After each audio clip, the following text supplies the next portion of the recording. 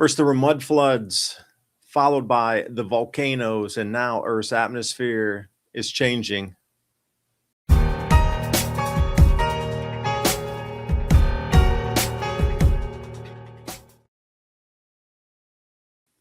the massive floods in Sumatra, this is Java Island. Also, these slow creeping mud flows. This is the front of the flow. You see the same thing repeated again and again before it turns into flood stage. This is a mud flood. Now, if this buried an entire city, would you dig it out by hand as they would 400 or 800 years ago? Raging torrents beyond the norm that are just ripping up the infrastructure. Bridges gone with this type of heaviness coming down, not just water. Bridges and railroad trestles, they're not made for this type of debris flow. It seems to be occurring again and again, and it's going right over the terraced rice fields there. This is massive. Sumatra Island and Java both. So we're truly looking at the new beginning of an era of mud floods, like we have seen in the past. Buried civilizations. Some new images coming out of Aceh, northern Sumatra, where some of these earlier videos were shot, but the amount of devastation, the floods were the largest ever recorded by 4 times the previous record. So looking at something like, how does this infrastructure handle? It doesn't. This is the roads. It was so uplifted with so much water underneath. There's no infrastructure really left. All the bridges were wiped out too. Look at this flow of logs and bamboo and just getting washed down. It broke everything in its path, anywhere it went. North Atlantic spinning toward Greenland. Look at the eye wall of this thing here. It's an eye cliff if you look just to the right. Incredible, as if somebody split a hurricane in half and you're looking at what that regular eye wall looks like on that 2 o'clock position. Massive storm inbound, huge waves. Look like something out of Jamaica this year earlier, but the winds around the world are picking up, and these desert areas are showing it first. A lot of different dust events wide across all continents. Anywhere that they're close to desert or areas experiencing drought are also experiencing these incredible winds. There's something that is also changing everywhere on the planet. And to look at it from afar here, the United States, this dust is also very unusual. The size of this dust storm, multi-state, that is, pushing west. So that's just something visible with the eyes. Now, have you yourself felt the wind being different? So many people have.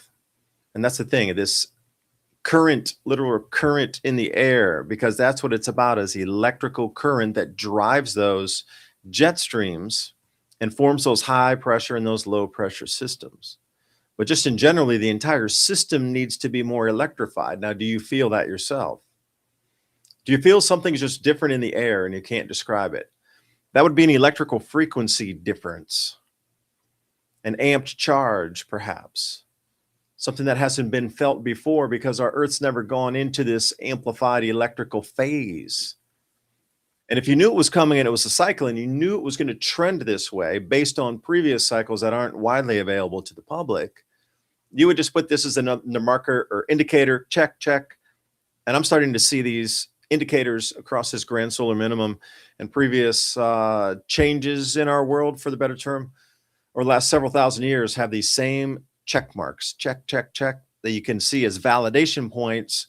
So we're definitely in an uptick phase here, and how are governments of the world handling it? And in Brazil, the Statue of Liberty topples in high winds. Karma or messaging? Over to Morocco, Safil. This is the amount of absurd water that can't be channeled out of cities that is so far above the norm that, well, this is the result. Year of rain coming down in places, months worth of rain in other, depending on where you are on the periphery of the storm. It just flash flooded. It was dry, and minutes later, the streets turned into this. There were so many people that could not get out of there and stuck in their cars, and it was just the water coming out in this area signals that greater African Sahel moisture patterns are moving and changing. As we wrap up 2025, it's a good time to slow down and reflect on the year.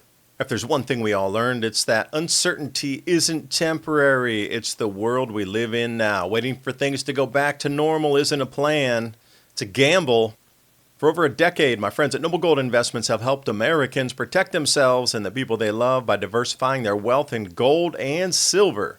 No one knows what 2026 will bring, but one thing's for sure. In an uncertain world, real wealth isn't digital, it's physical, it's lasting, it's yours. So when you're sitting around the table this holiday season, surrounded by family, remember the best gift you can give isn't under the tree, it's peace of mind.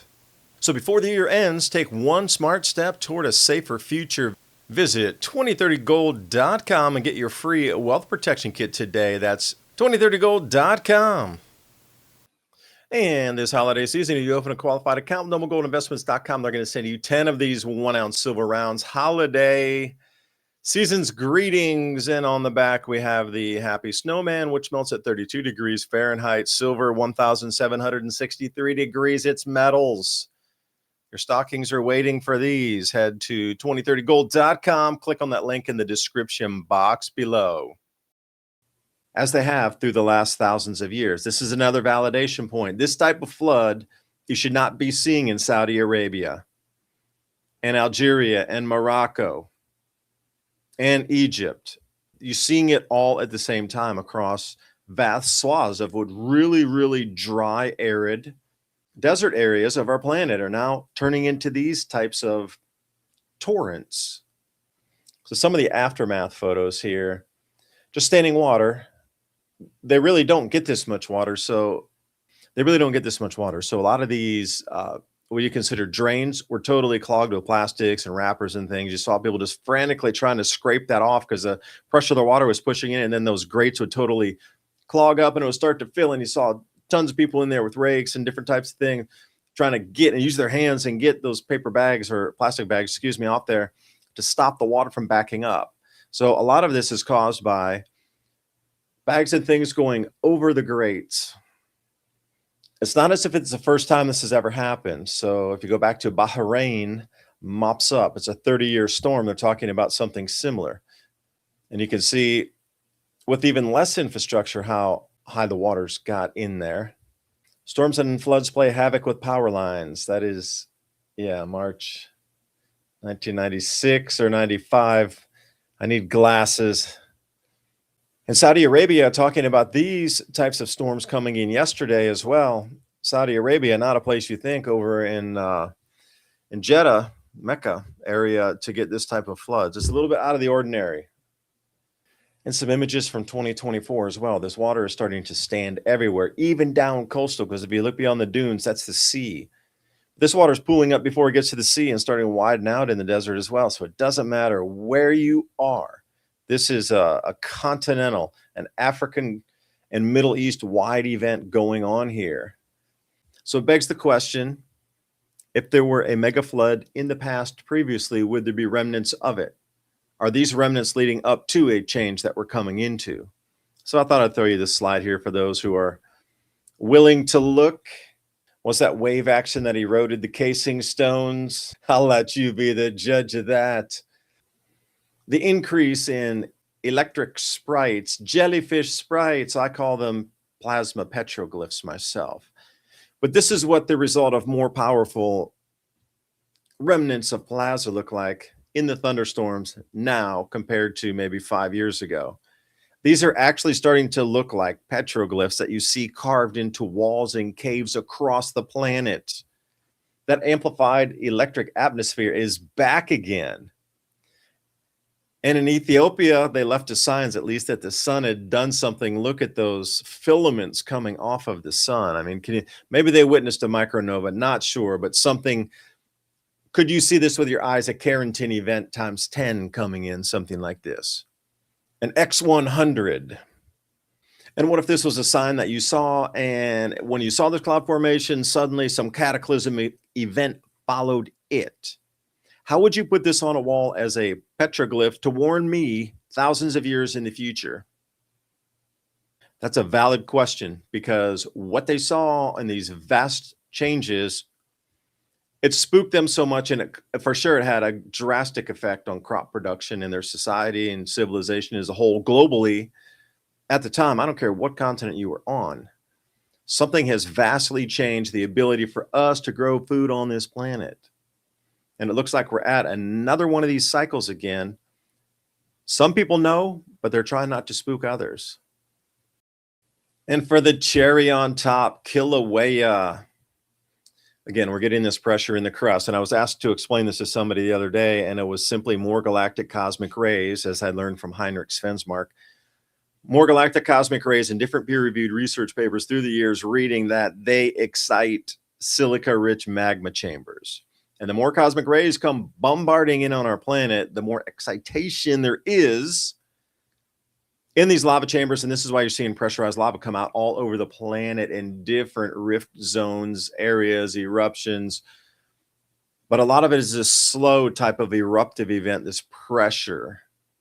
I wouldn't call it a toothpaste event, but it's something very similar. It's not a mega eruption. It's just constant pressure pushing this out. South Atlantic anomaly is weakening further, and we are coming into the solar minimum period. We've stepped off solar maximum. We're heading into solar minimum. So with a lower magnetic field because of lower solar activity and already incredibly depleted magnetic field in the southern hemisphere, this all adds up into there's just going to be very little protection from anything coming in from outside our atmosphere on the southern part of our world. We're all connected on this planet. These inflows of increased current from the sun are absolutely going to create massive changes. I mean, massive.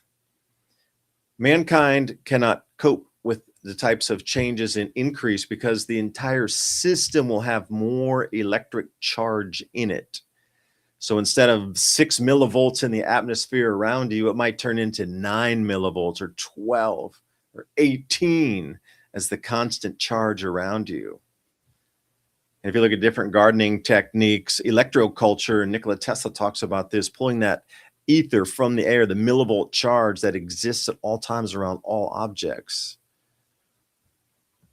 And I can't believe this tufa had rolled and just been blown. It's that they don't lose cameras very often, but this one finally came in and actually covered a camera some thousands of feet away from where the eruption was. The distances on here are deceiving. They're vast. It's just a scale of looking at a volcano while these people getting their selfies just behind. You saw that tufa blowing right there. It covered the cameras. And these people, if it changed direction, it would be covering them. It expanded the entire flow and one edge. Oh my gosh, get out of there. That's dangerous. Dangerous. Well, we're seeing Mount Etna, the exact same type of eruption. And if you notice, these are getting thousands and thousands of feet tall on the fountaining. Not to the explosive, but it's happening everywhere on the planet, including mud volcanoes. Mud volcanoes are having that's why we're seeing these more mud flows and mud floods. All of this is connected. So these are types of changes that are around, but few are talking about. I do appreciate you watching. And if you're thinking about preparedness, microgreens, you can grow them inside. It's a great Christmas gift. You can do it with the kids. It only takes a few days. You got family staying around, pop them in some water and see what kind of nutrition you can do by rinsing seeds every day. TrueLeafMarket.com, heirloom and organic sprouting seeds for any types of salads, fun indoor activity with the kids, or emergency food possibilities. That link's in the description box below. Click and go. I do thank you for watching. Hope you got something out of the video. I'll see you next time. Bye for now.